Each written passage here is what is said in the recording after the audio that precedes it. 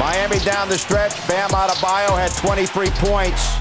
Knicks with a chance. Brunson was phenomenal, had 41 points. Josh Harden double figures. Knicks within 2 and down 2 and a chance to tie or take the lead. And Brunson threw it away. And that was basically it. Miami wins Game 6 despite 41 from Jalen Brunson. 96-92 the final. The Knicks season is over. Miami wins the series 4-2. Great to have you with us from our Delta MSG studios. Bill Pito along with Alan Hahn and Wally Szczerbiak. Great season for the Knicks.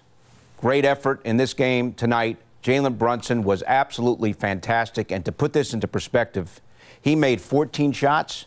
The rest of the Knicks, Wally, as a team, made 13 shots. 27 field goals made, 14 by Brunson. Just didn't get enough help. You're just not going to win a game against the Miami Heat with that type of box score. And let's go back to Game 1. No Julius Randle. You lose that game on their home floor. That's the tone of the series. You lose home court. Home court holds serve the rest of the way. Miami Heat win a close one in Game 6. This was a valiant effort. The New York Knicks played their absolute tails off in this game. That Miami Heat team is so good defensively. On the perimeter, they come at you with Jimmy Butler, Vincent, Adebayo switching, Caleb Martin. That team defensively is so tough to score on, and they know how to win when the moment is biggest. Yeah, and it's all the different plays, obviously the little plays. That's what this whole series really has been about. We've talked so much about three-point shooting and all the different performances. Obviously, Jalen Brunson, I mean, you think about how many, 4 30-point performances in this series, which is just amazing. When you think about all those things, it really came down to the little things. And you have to point to Kyle Lowry and his impact on this series, coming off the bench and making such a difference that he has all the way into this game. And he turned the game in that first half when he came into the game, making little plays. He had 7 first-half assists, big-time difference maker. But the Knicks come out of this series and come out of this season knowing one thing. They got themselves a star. He wasn't named an all-star. He wasn't named all-NBA. But Jalen Brunson is a star, and the Knicks have one now on this team to build with going forward. That's a series for the ages. Yeah. I mean, let's just pause here for a second. 41 points here after he got 38 in the last game, playing every single second of the last game, barely coming out here. Getting double-teamed every possession. Right. This was, for those who weren't old enough to have watched Bernard King in 1984, that's what it looked like as teams were double-teaming, triple-teaming Bernard King, and he was still putting up 40. The same was happening with Jalen Brunson, and just look at his series here. The 4 games over 30, a 41-point game as well in an elimination game, the 38 and 48 minutes in Game 5. What more could he have done? But you know he's going to be talking about the turnover because Jalen Brunson is Jalen Brunson, and he's going to say down 2 in the final seconds there. Unfortunately, he turned. That's what he's going to emphasize. Great players do. Right.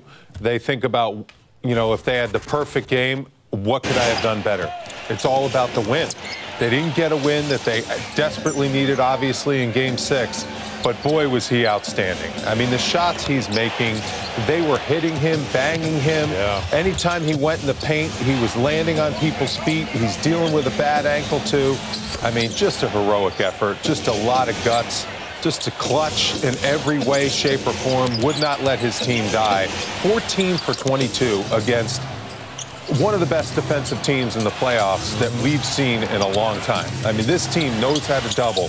They know how to send multiple guys at him, and he just found a way to make huge plays and huge shots. It's just really tough to overcome the shooting that Julius Randle and R.J. Barrett had tonight. Randle 3 for 14. Right. R.J. Barrett, 1 for 10. You can't win with number 2 and 3 options shooting like that. It's just impossible. The fact that they were in that game and it was a 2-point game with under a minute left, it's a credit to the coaching, the way that they can figure out a way to keep themselves in this game as a coaching staff and as a team, despite 2 of your top 3 guys not shooting the ball well, and also the heart that the Knicks played with. They went after loose balls. They went after loose rebounds.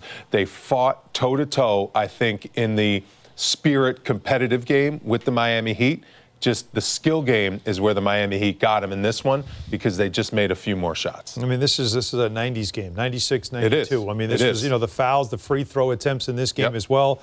The Knicks made their free throws, which is a very important factor of why they stayed in this game because, as we pointed out, R.J. Barrett, who had really had a very good playoff run and played very well, and I thought got off to a great start in this game as well, getting to the free throw line, being aggressive, made his first 8 free throws, and you thought, kid's going to have a big game, but the shot wouldn't go down. So he and Julius Randle combined 4 for 24, 1 for 10. Those are your 2 other critical scores. Just needed some support for what Jalen Brunson was doing, and those 2 guys just couldn't muster it. And so it really does start there. But, you know, again, this is a frustrating end to a season, but you want to think about how you advance the cause now from this experience, because a lot of young players on this team got the experience of getting into the second round and coming oh so close to forcing a 7th game. You do have a point guard going forward. Oh, yeah. Yeah, you have a star. You don't have Star. a point, you have a star. Yeah. All right, first quarter, you know, one of our themes during the pregame was the Knicks have to get off to a great start. Yep. And wow, they got out to a great start. They scored 31 points in the first quarter, and at one point, they were up 31-17. They came out ready to play. They really did. And they needed to set the tone that Miami was not going to get handed this game. And Jalen Brunson started it off, raining threes all over the place. He was absolutely on fire. The ball movement was outstanding. When Quentin Grimes can start knocking down those shots, it really opens up the floor for Jalen Brunson and for Julius Randle. I mean, Jalen Brunson just tough shots over Jimmy Butler. He had Jimmy Butler draped all over him, and he dropped 41 in Game 6 of a second-round playoff He had triple teams, and he got triple teams, but Jimmy Butler one-on-one is not easy to score on, and he just found a way to get buckets. There was one of Julius Randle's 3 field goals, a really tough shot at the end of the shot clock. That's when things were flowing. That's when the ball was moving. That's when things were coming very easy. They built themselves a 31-17 lead at one point, their biggest lead of the game. But to your point, Kyle Lowry, when he came in the game, he changed that lead.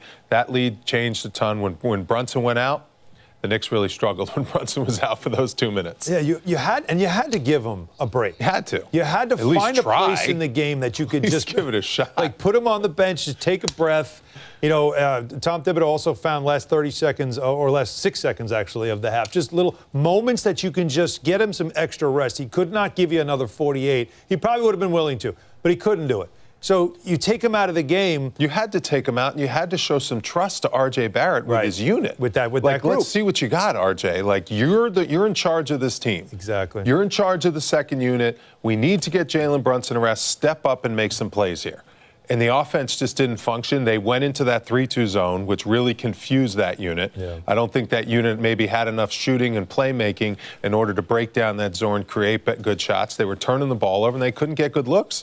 In 2 minutes, the lead was gone. You had to get Jalen Brunson back in the line. And it's, again, the reminder of also, we forget, that no Emmanuel Quickly. And this shows you, this guy was a 6th Man of the Year finalist for a reason, because he was an impactful player off the bench for you all season long, who could bring offense, but more importantly, can run an offense, could just get Jalen off the ball for a little bit and take some pressure off of him. You take him out of this series because of that ankle injury. Now, you could say he wasn't really playing well. It doesn't matter. His presence alone is still important to you, and you figure he probably would have found his game. But not having Emmanuel Quickly in this series was notable because the bench really did struggle, and you just couldn't afford to take Jalen off the court. Josh Hart's wife gave birth to twins this afternoon, and Hart had his best game in a while here. He had 11 points. Helped the bench, but obviously, as you're talking about, they missed quickly. All right, Wally, fourth quarter, we pick it up with the Knicks down 85-78. You had the flagrant from Gabe Vincent late. Knicks pull within 2 and had the ball 16 seconds to go with a chance to tie in the hands of Jalen Brunson. I know. That's all you can ask for. On the road against the Miami Heat team in the fourth quarter, to get that game that close, I mean, just outstanding job by the New York Knicks. That shot right there is what Jalen had at the end before the turnover that I thought he was going to take. And here's Lowry again, just being crafty and just making that YMCA gym finish there with the layup. And how about that shot? That's a tough contested 3. That's right. Hands all over him, guys draped all over him. This is just an easy, pitch and catch for Jimmy Butler. I liked Grimes when he was on Butler. He's just double Jimmy Butler him could down. not get those kind of shots from Grimes. A terrible turnover by R.J. Barrett. You have to take care of the ball. Here you got to just hammer him. You can't give up the dunk. Got to hammer him. Hammer him, make him earn it at the free throw line. Here's here's the drive. Josh Hart, right. This is after the flick. Within 2 here. Down 2. Cut it to 2. And then they get the stop, and then this is the play. I thought he could have gotten Josh Hart if he would have came out of that double team, but he tried to force the ball to Julius Randle. Vincent's in there. Got in the way. Got in the way. Read the play, stepped in the way, right? He saw it. And that's the defensive rotation. Yeah. When the ball goes down to the baseline, everyone's got to slide down to the baseline, get your butt down to the baseline, see everything in front of you. You can see the cutter cutting to the basket. Cutter was coming right to the basket, get a hand on the ball, game over. That was it. I noticed that Jalen Brunson, when he was going down to that baseline, if he would have pivoted back, he had Josh Hart back there wide for open. the three. Yeah, he just didn't get a chance to go back around and look back over his right shoulder to see what was behind him, because that was the open shot when the double team came. But what are you going to do? It was just an outstanding effort by this team, an outstanding season for the New York Knicks overall. And that's why I said Game 5 was so important. Of course. You have to win Game 5.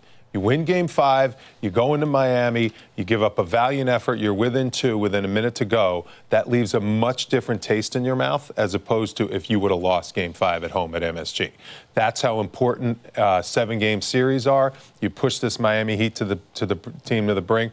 Now you shake their hands, tip their hat, and say, good luck in the Eastern Conference Finals. And one thing about this Miami Heat team is that they're back in the Eastern Conference Finals again. Yep. Now we have to keep in mind who you're going up against. This is a team that's been to the Conference Finals now in consecutive years. In the bubble, they get to the NBA Finals. This is a very good team that had a really bad regular season, mainly because they had guys injured, a couple of guys out of shape, but they got it right at the end of the year. And similar to that 99 Knicks team, they got it right at the end of the year, just the right time to make a run. Well, like that 99 Knicks team, this is an 8th seed that is now in the Eastern Conference Finals. Much more playoff experience on the Heat than on the Knicks, that's Totally. for sure. Oh, yeah. Lowry's a champion. No question. Love's a champion. Yeah. Adebayo and Butler are well tested in the playoffs. Yep.